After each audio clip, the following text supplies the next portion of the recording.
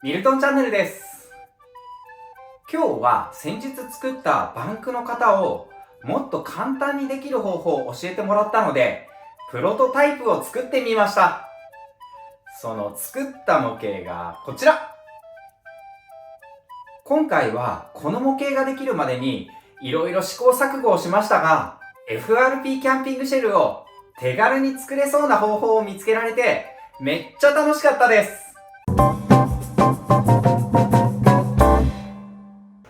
今日は先日溶接で作ったバンクの型をもっと簡単にできる方法があると視聴者さんに教えていただいたので、そのアイデアを試してみます。それは曲げベニヤという手法。これは映像のようにベニヤがこんにゃくのように簡単に曲がる合板で1枚6000円程度で市販もされています。ところがこの市販品はベニヤむき出しで表面にコーティングがされておらず、私のやりたい FRP の施工には使えません。私は FRP キャンピングシェルを作るにあたり、なるべく見栄えよくシェルを作る方法を探りたいので、今回はコート材が塗られている厚さ 12mm のパネコートに細かい切れ込みを入れて板を曲げて施工することにしました。そこで今回曲げベニヤを作るにあたってパネコートを正確に切る必要があったので、 Amazon で丸ノコを購入しました。廃工機 C6MEY2、 これは 165mm の丸ノコのブレードがついているタイプです。内容物は丸ノコ本体、ボックススパナ、取扱説明書、価格は約32,000円。今回はおがくずが出るのも嫌だったので、別売りの集塵アダプターとダストバッグも購入しました。今回購入した丸ノコは AC 電源で動く製品で、廃工機の最高機種でプロの大工さんが使うハイエンドモデルになっています。実は私、こういった丸ノコを使うのも買うのも初めての経験なんですが、今回はバンク部分の曲げベニヤを作るためにかなり正確にパネコートをカットする必要があって、安い製品のモデルを買ってしまってパネコート自体が作り直しになるとかなり効率が悪いと考えたので、このハイエンド機種のモデルを購入しました。私がこの廃工機の C6MEY2 を気に入った点が何点かあって、まず1点目はこの丸ノコを使えばめちゃくちゃ正確に切れるということと、このプレートの部分がアルミ製でできていてかなり頑丈にできているので曲がりや反りが出ないこと。そして通常安い丸ノコはこの部分の後ろの部分にこのようなストッパーがついていないんですが、この C6MEY2 はこの前の部分とこの後ろの部分2箇所で固定できるようになっていて、使ってる最中にブレやズレが出ないこと。そしてこの集塵アダプターもこの部分を緩めてこんな感じでワンタッチでセットできて、これが外れることがないこと。そしてダストバッグもこんな感じで簡単にセットできて手軽に使えるところが気に入って購入しました。これはダストバッグの向きをこんな感じで自由に変更できるようなので、切っている最中に邪魔になることがないと思います。またこの手の丸ノコという工具は使い方を間違ってしまうとキックバックと呼ばれる丸ノコ自体がこのように後ろに弾き飛ばされる現象が起こってしまい、かなり危険な工具ではあるんですが、この C6MEY2 はキックバック軽減システムというものがついていて、このように材料に丸ノコの刃が挟まれた時に起きるキックバックの現象をモーターを瞬時に停止することでキックバックを軽減するシステムが搭載されています。またこの製品はちょうどこの部分に LED ライトが仕込まれていたり、この部分のレバーを緩めて切り込みの深さを自由自在に変更できて、一旦ロックをかければこの部分が動くことがないぐらいがっつり固定できているので、こういったところもこの製品が気に入りました。実はバッテリーで動くタイプもあったんですが、今回私が切りたいと考えている曲げベニヤを縦方向に切らなければいけなかったので、縦方向に切る場合はこのような AC 電源を使っているタイプの方がパワーもあって正確に切りやすいということだったので AC 電源タイプを選びました。今回は初めて丸ノコを購入したので、まずはこの丸ノコを正確に切れるように設定を確認します。今回購入した丸ノコはこの部分に LED ライトがついていたり、サイレントモードとして静かに丸ノコを運転させることができます。これはパワーモードが1分間で4500回転なのに対し、サイレントモードは1分間で2000回転しか動かないので、音量もかなり抑えられそうです。パワーモードで動かしてみると、このようにかなり大きな音量がするんですが、サイレントモードにするとかなり音量が抑えられます。私はこの丸ノコを使ってとにかく正確に切りたいので、刃にブレがないかきちんとチェックしたり、この丸ノコのチップ層がこのように正確に90度になっているかをきちんと確認しておきました。この丸ノコのチップ層の部分が、このラインが平行であることを確認するために、このような定規で平行がきちんと出ているか確認しておきます。私の丸ノコはこの一番端の部分からチップ層の部分までが約 9.1 ミリ、こちらで測っても 9.1 ミリなので問題なく平行が出ています。丸ノコで正確に板を切っていくために、今回は 12mm の針葉樹合板を使って丸ノコ定規を作っていきます。で、こちらの2枚の針葉樹合板は両方ともホームセンターでカットしてもらったもので、横幅が 1820mm、 大きい方が 38cm、 そして小さい方が 14cm になっています。で、この丸ノコ定規の作り方なんですが、これをこのように細い方の板を上に乗せたら、この上の板のこの部分に沿って丸ノコを当ててカットしていく形になります。そうすることで綺麗な直線で材料を切ることができます。で、こちら側の上に乗せた板とこの下のこの部分の幅なんですが、この刃の部分からアルミのプレートまでの距離がちょうど 9.1 センチぐらいなので、大きい板と小さい板のこの幅はこのように10センチにして固定したいと思います。固定に使うのはクランプで固定していきます。このような感じで定規を当ててぴったり10センチになっていることが確認できたら、マジックで念のため印をつけて、そしてこの後にこの部分を触って、この部分が平らな状態になっているかを確認してから木工ボンドを貼り付けていきます。反対側の部分も念のため10センチになっていることを確認してから印をつけておきます。このように印をつけ終えたら、木工ボンドを塗り終えたら、この線に合わせて再度この板を設置します。で、木工ボンドは接着速度がそこまで速くないので、多少ずれたとしてもこのように上下させてあげることでぴったりな位置に留めることができます。で、このようにきれいに設置できたらクランプで固定をしていきます。木工ボンドが乾くまでにかなり時間があったので、このようにビス止めをして完全にガチガチに固定しました。で、このようにきっちり固定を終えたら、次は丸ノコを使ってこちらからこちら側の余分な長さの1センチほどをカットしていきます。このカットに関してはこんな感じで、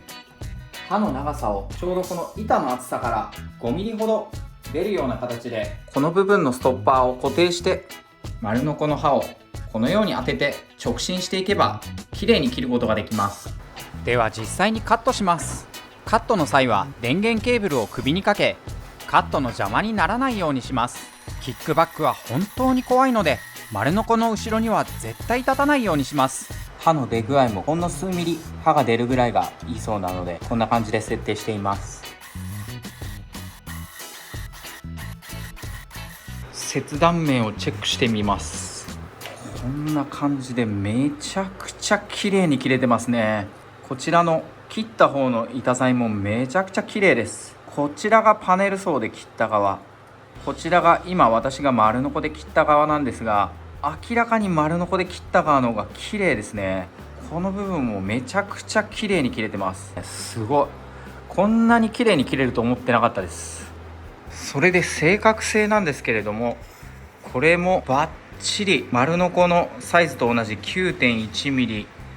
どこを測ってもぴったり 9.1 ミリになってますね。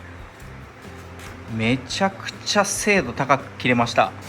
この廃工機の丸ノコ、想像以上に切れ味がいいですね。めちゃくちゃ正確に切れました。結構高かったですけど、かなりテンション上がるんで買って本当に良かったです。で今回作ったこの丸ノコ定規なんですけど 1.2 センチの針葉樹合板を重ねて作っているので、こんな感じで持ってみると重さが約5キロあって結構重たいんですけども、軽くこづいたぐらいでは全く動いてくれません。このちょっと重たくて取り回しが悪いっていう欠点はあるんですけども、逆に正確に切るためには一度この定規を合わせてしまえばこんな感じで簡単にずれることもないので失敗しづらいっていうメリットもあると思います。はい、全く同じ要領で小型の丸ノコ定規も作ります。これはダイソーで購入した1枚100円の MDF ボード、サイズが30センチ ×60 センチ、厚さが 2.5 ミリの MDF ボードと歯切れの 1.2 センチの針葉樹合板で作ります。作り方は先ほどと全く同様で、 MDF ボードとこの針葉樹合板のこの間が10センチの場所に針葉樹合板を設置したら、マジックで線を引いて裏側に接着剤をつけて、このように4箇所クランプで留めたら、一度ひっくり返してダイソーで購入したちょうど 10mm のビスでここを固定していきます。はい、丸ノコ定規完成しました。こんな感じでこの部分に沿わせて切っていく形になります。こちらの裏なんですけども、こちら側が木に当たる面になるんですけど、このようにビス打ちをして固定してるんですが、木の中にめり込むようにビス打ちをしてあります。なので木の上に置いてもこのビスが干渉することはありません。それで通常の丸ノコ定規よりこの部分とこちらの部分が長い定規になっているんですけども、これはこの部分が長いことによってスタートするときにここからすでに水平を出せてこのように当てていけるので、あえて長めに作ってより正確に切れるようにしました。では余分な分のはみ出た板を丸ノコを使って切っていきます。はい、カットしてみたんですけど、ちょっとこの部分が少し材質が弱くて割れちゃったりはしてるんですけど、かなり綺麗に切れています。大切なのはこの部分の欠けではなく、このラインが一定で綺麗に出ているということが一番大事なので、丸ノコ定規として問題なく使えると思います。それでこの以前作ったこのパネコートの型のこの板の部分を曲げる作業、実はこのパネコート、ここに FRP 樹脂を貼っていくとこんな感じで表面ツルツルのいい感じの FRP に固まってくれます。でこの角っちょの部分もこんな感じでちょっと R を描くような感じで作れるのでめちゃくちゃいいんですが、このバンクのこの丸い形状だけはどうしてもこのパネコートでできないと思っていました。ところがこのパネコートのベニヤの部分を曲げることがどうやらできる技があるようで、今回はちょっと実験的にこのパネコートの板を使って曲げベニヤを作ってみたいと思います。はい、このパネコートなんですけど、丸ノコで線を入れていくのはこういうラインで入れていこうと思います。はい、でこの丸ノコ定規なんですけども、この裏面にこのようなサンドペーパーを貼り付けておくと板がずれないということなので、両面テープで4箇所に貼り付けておきます。はい、サンドペーパーを貼り付け終えました。一応試してみてるんですけど、ちょっと押さえつけてやったりすると滑らなくなるので、紙やすりを貼り付けた作戦結構いいかもしれません。はい、マジックと定規を使ってこの部分に 7mm ずつの点を打ちました。で反対側にも同じように 7mm ずつの点を打ってあります。この点に従ってこの部分を縦で切れ目を入れていきます。丸ノコのセッティングなんですけれども、刃を入れる深さなんですが、こんな感じでちょうど 2mm 残しぐらいでこの部分を残して溝を切っていきたいと思います。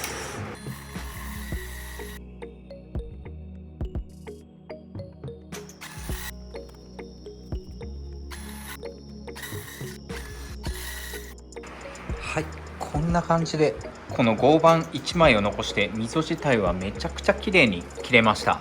そういった意味ではこの廃校機の丸ノコ買って本当に良かったなと思ったんですけれども、実際に溝を切った板を曲げてみるとこんな感じで折れちゃうんですね。でこの部分なんかも曲げようとするとこんな感じでもう折れる寸前みたいな感じでミシミシ言っちゃって、ちょっとこのパネコート自体を丸く曲げることはかなり難しいですね。このパネコート自体は FRP を塗ってしまえばこんな感じでかなり綺麗な感じで FRP 施工できるんですが、私はこういった部分にこんな感じで曲げた状態のものを貼ってバンクにしたかったので、ちょっとこのパネコートを曲げるという作戦はかなり厳しそうですね。なのでちょっと作戦を変えて違う手法で曲げたものを作ってちょっと試してみたいと思います。このパネコートの曲げベニヤ作戦完全に失敗に終わったので、別のプランのプロトタイプを作ります。はい、材料をカットしました。大きさは実際のバンクの4分の1のサイズ。このサイズが 170mm でこんな感じで組み上げようと思っています。これにホームセンターで買ったコーティングされた歯切れが売ってたんですが、特選プリント白アイボ歯切れで298円で売っていたので買ってきました。でこれをこんな感じでセットして、最終的にこの側面の部分もこのように扇形にカットして、この白い板材はこのように曲げて貼り付けようと思っています。この板材は板厚がちょうど 2.5mm なので、おそらくこう曲がってくれるとは思うんですが、うまく貼れるかどうかっていうのはちょっとやってみないとわからないので、とりあえず試してみたいと思います。でこの側面の2枚の板にこのような曲線を描いてカットをしていきたいんですが、それに使うのはこちらのまっすぐな針金を使います。これは以前溶接をした時の動画で針金をまっすぐにする方法をやっていますので、もしご興味のある方はそちらの動画を参考にしていただければ嬉しいです。でこちらの針金を使ってこのように少しずつ曲げていって、で一応こんな感じで曲線を描けましたので、これをガイドに線を引いていきます。これを元にこれを2枚重ねた状態でカットしてみようと思います。で板厚がこれ重ねてしまうと 2.4 センチあるので、ジグソーで綺麗に切れるかちょっと不安なところはあるんですけども、とりあえず試してみないとわからないので、これでカットしてみたいと思います。はい、一応切れるには切れたんですけれども、こちらの表面はそれなりの精度で切れてるんですけど、でジグソーを2枚重ねで切るとほんの少し左側に行くに従って斜めになっちゃってるんですね。ちょっと私こういうジグソーで綺麗に切るやり方を知らないので、もし視聴者の方で詳しい方がいらっしゃったら是非コメント欄で教えていただければありがたいです。とりあえずこれプロトタイプなんで、これで組み立ててみたいと思います。はい、こんな感じで扇形にカットできたので、これをビスで固定してこのように曲げて取り付けてみます。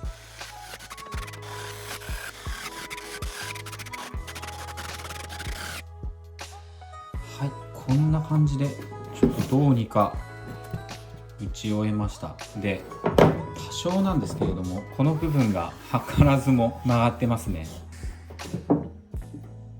これは上から柱か何かを当て木したら、もしかしたら結構綺麗な形でバンクとして使えるかもしれないですね。一応こんな感じで綺麗に貼れてはいるので、曲線自体はそれほど難しくなく作れそうですね。この曲がった板の部分に実際に当て木をして、この曲線を直してみました。